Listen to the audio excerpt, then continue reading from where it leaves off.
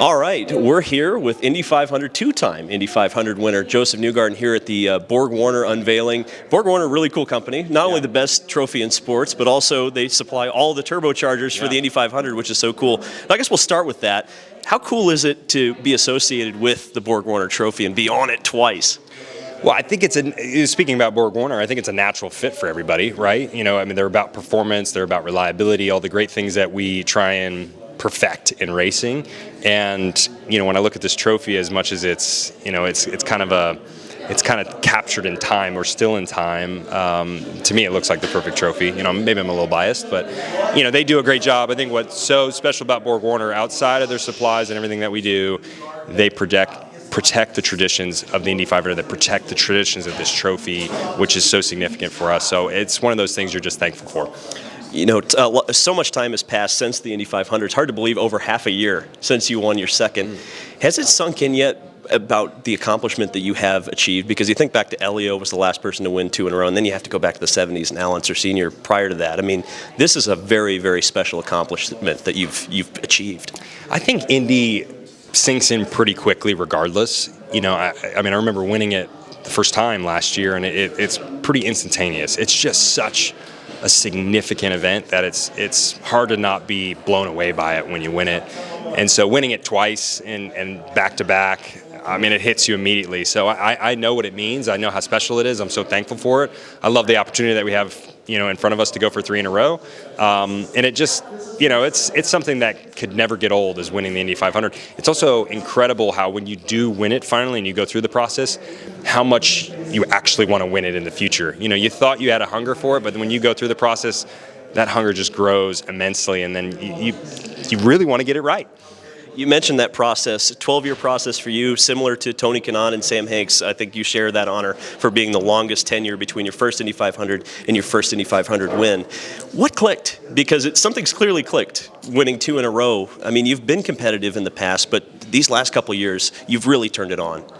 Yeah, it's tough. I think there's a lot of variables that have gone into it. The first thing being we've had phenomenal race cars, some of the best race cars that I've had. And I'm speaking about, across the course of the race, not just, in practice, not just in qualifying, but across the course of the race. These are some of the best cars that I've had. So consistent, so easy to work with. Last year, the first time we won it, we didn't touch a thing the entire race. We touched a couple things this time, but not much. That's where it starts, having a really good race car underneath you, and that doesn't happen overnight. It's not just, you sprinkle some fairy dust on it and it's amazing. We work really hard, 365 days a year, and then you work hard over that 3 weeks to perfect the car. And conditions are always changing. Indy has its own sort of rhythm to it, and you got to catch the rhythm right on race day. And we've ridden the wave, I think, perfectly these last couple years with the car, and that's made all the difference for us.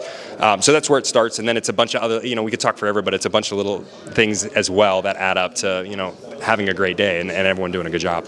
You mentioned the car, and that is such an important part of the Indianapolis 500. A unique challenge for someone at Team Penske is that you don't just get to dust the winner off. It goes in the museum. So what is that selection process like to decide which car you're going to use in the Indy 500 for your third attempt at winning it? Well, the nice part for us is we just get a new car. So we had a new car from last year. It was a one and done. It was literally built and driven one race, and now it goes away, and now we get a new one. So we kind of joke that we should just keep winning it, because we keep getting a new chassis, and we keep massaging this new chassis just right. So I don't know, that's our process. I don't know what everybody else does, but yeah, it's. I think actually most people buy a new car when I think most of it, they restore it and it goes into the museum. But last year's car was, in 2023, was also sort of a special selection.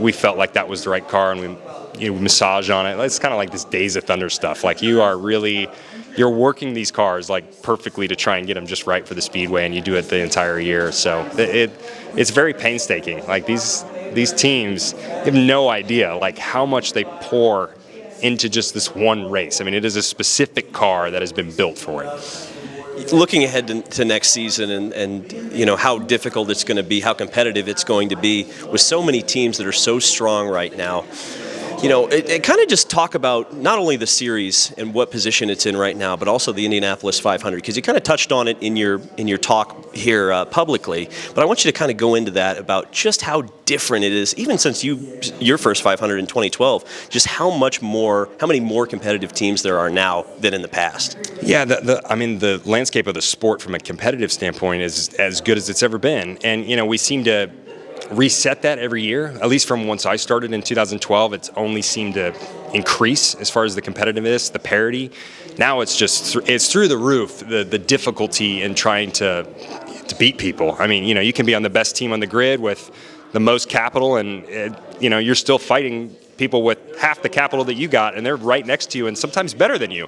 So it comes down to the details. It comes down to those little process and decision makings and just not making mistakes and working well as a team. And there's a flow to it, but it's never been more difficult, I think, to race the entire field at the Indy 500. And it's truly what happens. You just, you're not racing a couple cars. You're not picking out, a couple teams. I mean, everybody's going to be good, and they're all going to have a chance to win the thing. So it's a different complexion to what it was, 30, 40 years ago and how people raced. And I think our sport is in a really great spot right now. It's got such a good runway in front of it, and it's on a good trajectory, and it's got everything going for it. And it's, we just need to keep getting some wins on the board, which I think we're getting right now in this offseason, which is great.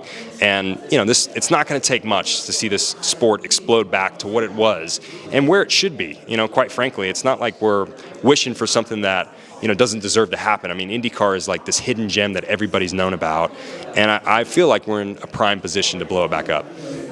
I like that. That's you tied it up in a bow. It is the holiday season after all. Josef Newgarden, Indianapolis 500 winner in 2023 and 2024, looking to do it in 2025. That's something that no one has done before.